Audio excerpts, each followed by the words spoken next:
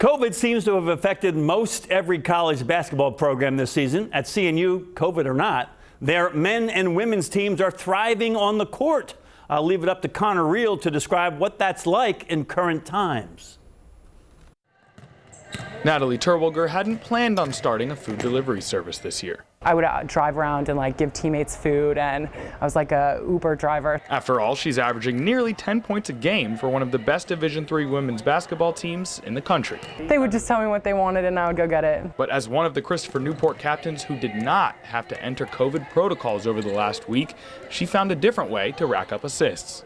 It was just mostly Chipotle, Chick-fil-A, store, medicine. The team confronting the COVID landscape together was no surprise to Katie Rader. Whatever punches get thrown at us, I feel like we have each other, so that's been actually very helpful. And it's just always a lot of unknowns, but it's not like I'm the only one going through it. So. Unknowns have become the norm in college basketball. It's almost like if your game doesn't get canceled, I think at this point you're just maybe a little surprised and excited. That excitement may define this version of the Christopher Newport men's team, joining the women as 2022 national title contenders. This group loves being in a gym, and maybe that is a product of having it taken away from them through COVID. Maybe it is, or maybe it's just these guys. All that time in the gym has built a close group.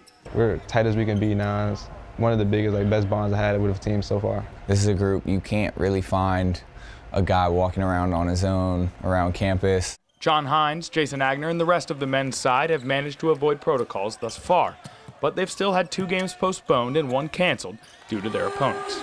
We just want to be the best team we can at the end of the year.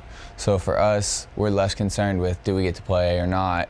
Obviously we want to, because that's what you live for, is game days. We're in game mode. Our guys want to play games. Come the end of this year, both teams hope to use this experience. So I think there's a level of adaptability that these guys have To be champions. The way we've had to communicate off the court about different issues makes it so much easier to communicate now on the court.